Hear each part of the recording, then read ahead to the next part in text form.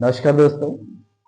आज फिर आपके लिए एक क्वेश्चन लेकर आया है जो कि कक्षा 11वीं से है। मैं अखिलेश प्रजापति जो कि आज एक कक्षा 11वीं का एक बहुत ही बेहतरीन क्वेश्चन लेकर आया हूँ और बहुत ही इंपॉर्टेंट क्वेश्चन है जिसमें हमें मानक विचलन, प्रश्न और माध्य ये तीनों चीजें निकालना है। तो आइए देखते हैं कैसे इस क्वेश्चन को सॉल्व करेंगे, है ना। सबसे पहले हमने इन क्वेश्चन के थ्रू देखिए, इस क्वेश्चन में वर्ग और बारंबारता दो ही दिया हुआ है, तो इसकी सहायता से हम कैसे एक्सआई बनाते हैं। शायद सभी बच्चों को एक्सआई बनाते आता है, फिर भी हम एक बार देख लेंगे। जो वर्ग अंतराल है, इस वर्ग अंतराल से हम एक्सआई बनाएंगे तो इन दोनों मानों को जोड़ देते हैं और इसमें 2 का भाग देते चलेंगे। इस तरीके से हमारे पास में सारी वैल्यूज के लिए एक्सआई निकल आएगा। अब एक्सआई निकालने के बाद हमें डीआई निकालना होगा।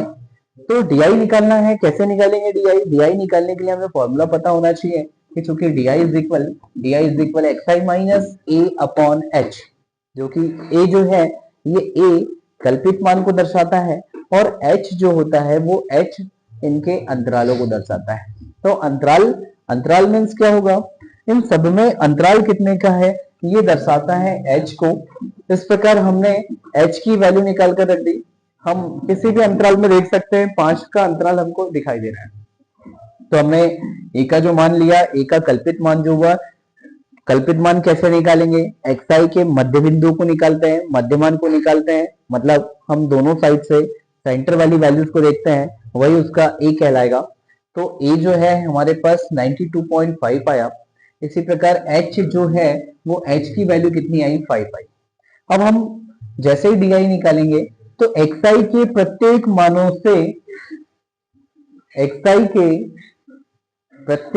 से हम ए को घटाते चलेंगे और उसमें 5 से भाग लगाएंगे, क्योंकि यहाँ एच है। तो जैसे ही हमने इन मानों को रखा तो शॉर्ट तरीके से हमारे पास में वैल्यू निकल आई -4, -3, -2, -1, 0, 1, 2, 3, 4।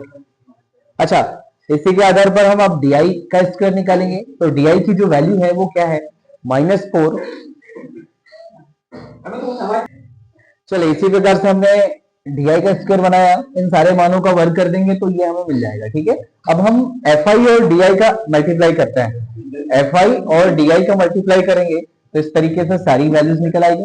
अच्छा, हमें सबसे पहले फॉर्मूला पता होना चाहिए, फॉर्मूले के आधार पर ही हम ये सारे मानों को निकालते हैं। अगर हमें फॉर्मूला ही नहीं पता है तो फिर यहाँ हम कौन से कॉलम ले ये हमारे पास क्लियर नहीं होगा। तो सबसे पहले बच्चों को ये ध्यान में रखना है कि हमारे पास माध्य का फॉर्मूला इस कंडीशन में क्या लगेगा, क्योंकि a plus summation F I D I upon summation F I into H, जिसमें हमें समीशन एफ आई और डी आई की आवश्यकता है। इसलिए हमने एफ आई और डी आई भी बनाया, समीशन एफ आई बनाया और एच और ए तो हमारे पास था ही था। अच्छा, इसी प्रकार प्रश्न का फॉर्मूला, तो प्रश्न में हमको क्या चाहिए था, summation F I D I upon summation F I, ये तो निकला हुआ है। लास्ट में समीशन एफ आई और डी आई का स्क्वायर भी बनाना था। तो इस तरीके से इन दोनों का भी मल्टीप्लाई करके हमने लास्ट में ये भी मान निकाल लिया। अब फॉर्मूला लगाया, फॉर्मूला लगाकर इन सारे मानों को रख दिया और मान रखने के बाद हमें माध्य जो है, माध्य फाइनली कितना मिल गया, 93, जो कि इसका माध्य कहलाया। माध्य की सहायता से अब हमने फिर प्रश्न निकालना देखा। तो प्रश्न के लिए फॉर्मूला जो बना, ये फॉर्मूले में सारे मानों को रखा, मान रखने के बाद हमने 66 को डिवाइड किया तो 4.233 आया। अच्छा, हम अगर यहाँ 2 ही अंक लेते हैं तो हमारे पास लास्ट में जो आंसर आएगा उसमें दशमलव के बाद 1 अंक कम आएगा, मतलब 105.5 मिलेगा। पर अगर हम ये पूरे आंकड़े को लेते हैं 333 आ रहा है, तो इस तरीके से हमारे पास एग्जैक्ट वैल्यू इसकी मिल जाएगी। तो इस तरीके से बहुत ही आसान तरीके से हम प्रश्न निकाल लेंगे। कई बच्चों को ये समझ में नहीं आएगा कि 6/60 ये कैसे कन्वर्ट हो गया 0.01 में। तो हम सबसे पहले 6 को काटेंगे, 6 फिर ये 10 और 1 में 10 का डिवाइड करेंगे तो 0.1 होगा। तो 0.1 का स्क्वायर लगाएंगे तो 0.01 हो जाएगा, है ना, इंटू 25। तो इस तरीके से प्रश्न की जो वैल्यू है वो कितनी मिल जाएगी, 105.58।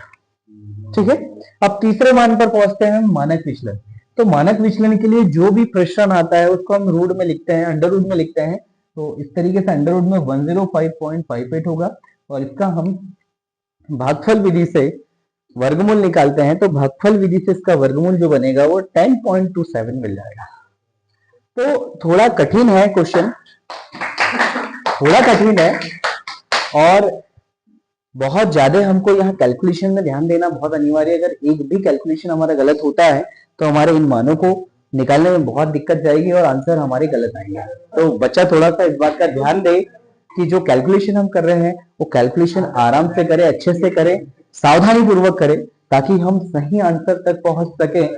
और आज है 31 दिसंबर और 2025 का लास्ट दिन है।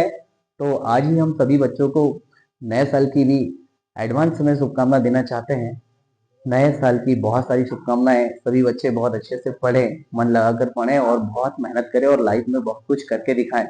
मिलते हैं अगले वीडियो में, बने रहिए।